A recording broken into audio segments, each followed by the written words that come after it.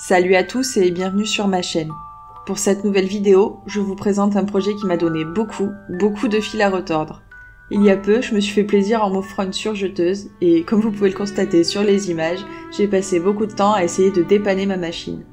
J'avais regardé plusieurs vidéos afin de savoir comment s'en servir, mais c'était pas évident.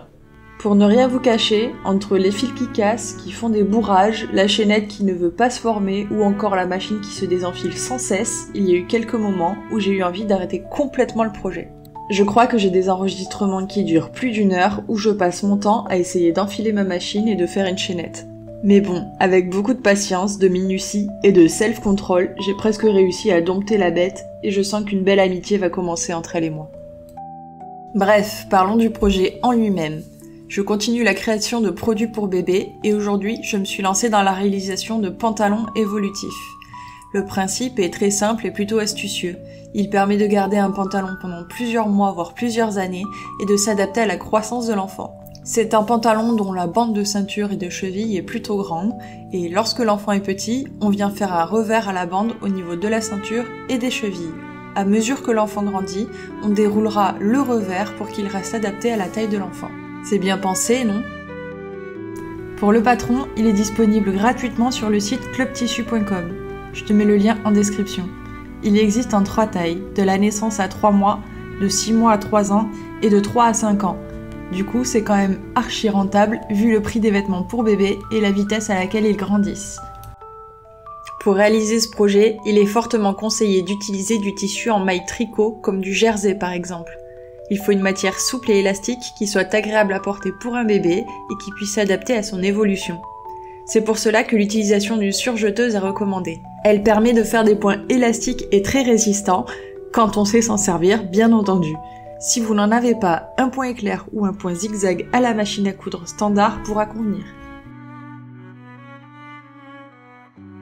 Après avoir acheté du tissu, il est fortement conseillé de le laver avant de le travailler.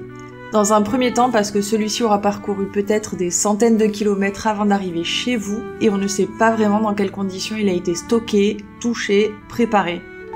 Ensuite, selon les compositions, il est possible que le tissu bouge après un lavage. Il peut rétrécir, se déformer un petit peu, devenir plus rigide ou au contraire s'assouplir, dégorger ou bien avoir une couleur un peu fanée. Ce serait dommage de passer du temps à réaliser un projet couture et qu'au premier lavage, tout le travail soit fichu.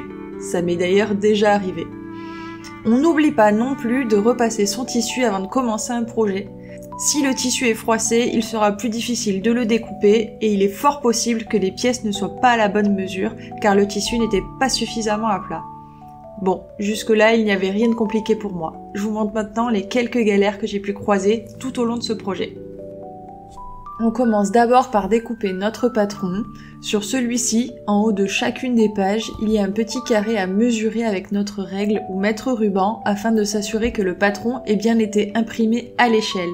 Je trouve ça plutôt astucieux. Pour le patron de 0 à 6 mois, chaque pièce tiendra sur une seule page. Pour les autres tailles, il faudra raccorder certaines pages entre elles pour former nos pièces.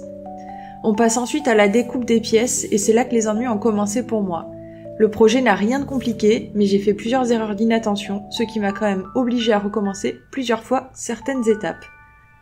Il ne faut pas oublier que les tissus ont un sens, et dans notre cas, il est important de le respecter, puisque selon celui-ci, l'extensibilité peut varier. Pour ce projet, j'avais choisi de faire des pantalons en 0,3 mois et en 6 mois à 3 ans. Pour la découpe des jambes, pas de problème, hormis le fait de bien regarder les motifs des tissus pour que ceux-ci soient bien positionnés et que le rendu soit le plus joli possible une fois assemblé. Pour ce qui est des bandes pour la ceinture et les chevilles, j'avais pris des tissus unis et l'extensibilité était plutôt similaire dans un sens comme dans l'autre. J'ai eu un peu de mal à identifier le bon sens du tissu. Aussi, je me suis un peu trop rapidement jetée sur les ciseaux sans faire attention que sur les pièces de la ceinture et des chevilles, il fallait replier le tissu avant de le découper. À vouloir aller trop vite, on finit souvent par faire des bêtises.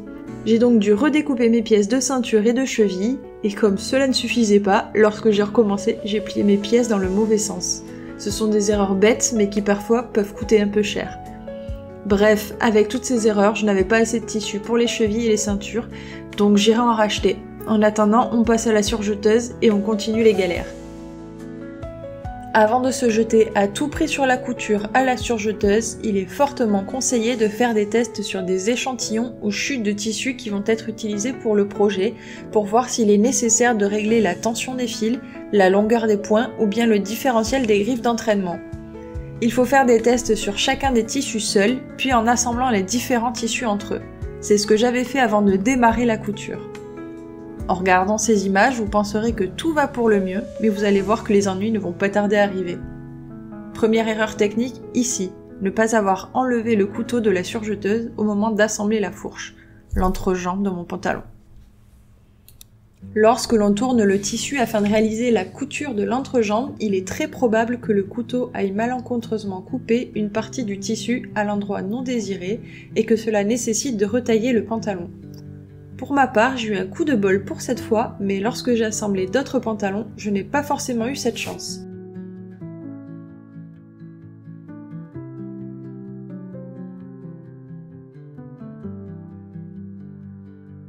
On arrive maintenant à l'assemblage des chevilles. Ici encore, l'élasticité du tissu étant similaire dans un sens comme dans l'autre, j'ai eu du mal à déterminer dans quel sens la couture devait être réalisée.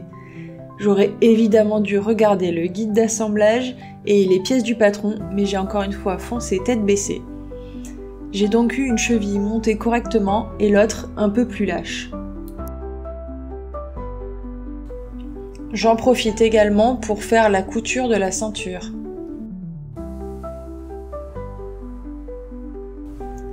La surjeteuse ne disposant pas de point d'arrêt, il n'est pas possible de couper les fils à ras de notre tissu. Il faut donc laisser la chaînette continuer un peu à la fin d'une couture, puis la faire passer dans celle-ci. Pour cela, l'idéal est une aiguille à lainage. C'est une aiguille épaisse à bourron et le chat est assez large pour faire passer la chaînette facilement à l'intérieur. N'en possédant pas, j'ai utilisé une grosse aiguille à broderie qui appartenait à ma grand-mère. Ce n'est pas le top, mais cela fait pas mal l'affaire.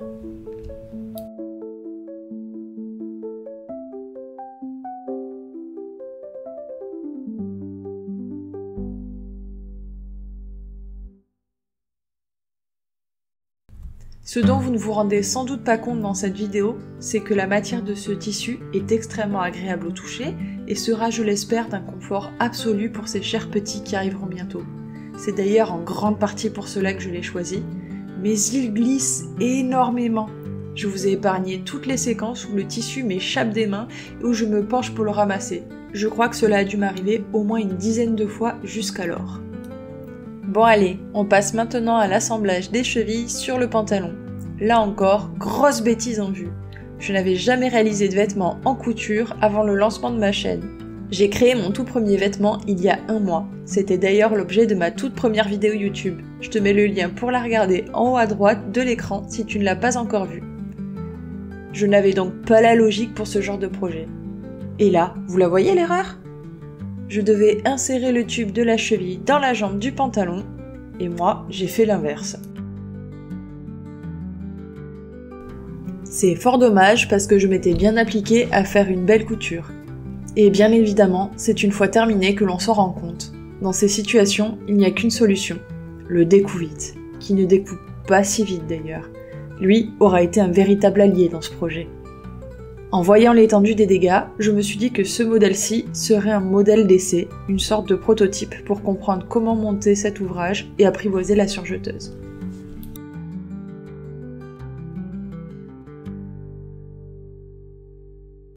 Après avoir décousu ma bêtise, je me décide enfin à regarder le guide d'assemblage, chose que j'aurais dû faire dès le départ. Allez, on remonte les 2 chevilles correctement.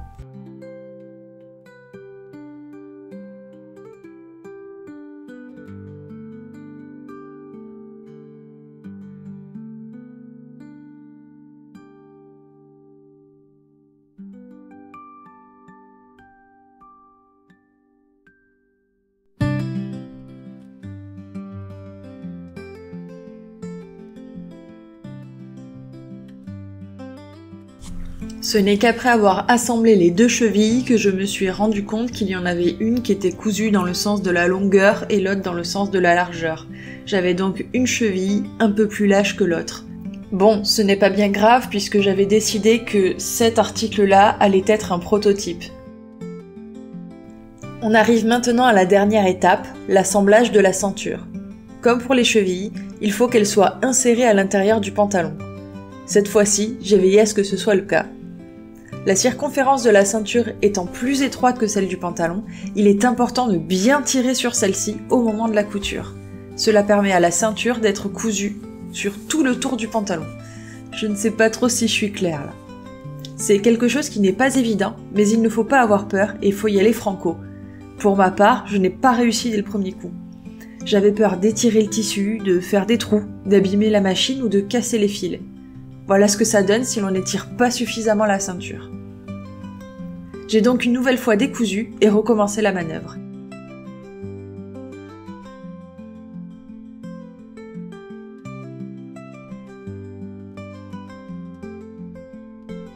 Et cette fois-ci, j'ai à peu près réussi, même si l'on voit que le tissu est un peu mieux réparti d'un côté que de l'autre du pantalon. Maintenant que j'ai réussi à réaliser, non sans encombre, mon prototype, il ne me reste plus qu'à coudre les autres pantalons. Suite à mes erreurs au moment de la découpe des pièces, il ne me restait pas suffisamment de tissu pour faire toutes les ceintures et toutes les chevilles de mes pantalons. Je suis donc retournée en mercerie pour acheter un complément et je suis tombée sur d'autres tissus trop mignons. C'est donc tout naturellement que j'ai craqué et que j'ai pris encore d'autres modèles pour habiller ces chers petits. Je vous partage mes quelques heures de cousettes qui m'ont demandé de la patience mais qui m'ont aussi énormément plu.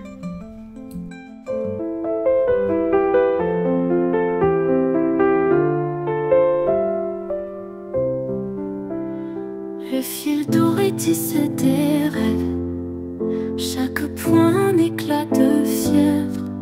Pour mon ami qui porte deux cœurs, je couds des vêtements, je couds des fleurs. Ma main tremble mais mon cœur brille, de petits êtres au doux sourire, des jumeaux dans un ventre rond. Je couds pour eux avec passion, fierté inonde mes veines, aiguille et fil sans peine. Création pour ces doux bébés, mes mains dansent leur destinée.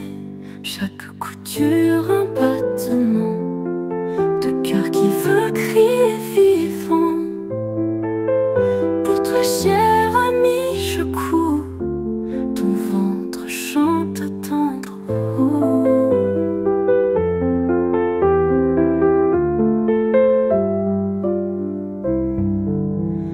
11h du soir à la lampe, je couds encore, mes yeux qui tremblent. Pour ces petits habillés d'amour, mes doigts dansent jusqu'au petit jour. Et quand viendra ce grand matin, ton sourire sera mon festin. Je couds pour toi, pour eux aussi, ma fierté danse infinie.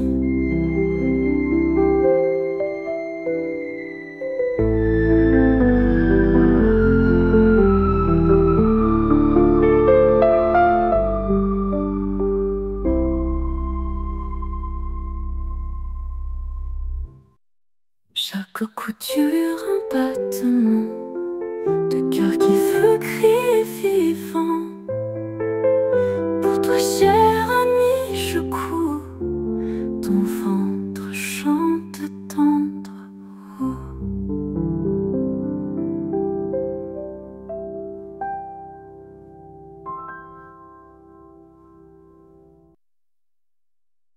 Après toutes ces heures de couture, j'ai réalisé 11 pantalons sous 2 tailles différentes.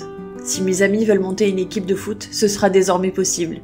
J'espère que cette vidéo vous a plu. En tout cas pour ma part, malgré toutes les galères, j'ai pris beaucoup de plaisir à réaliser ce projet.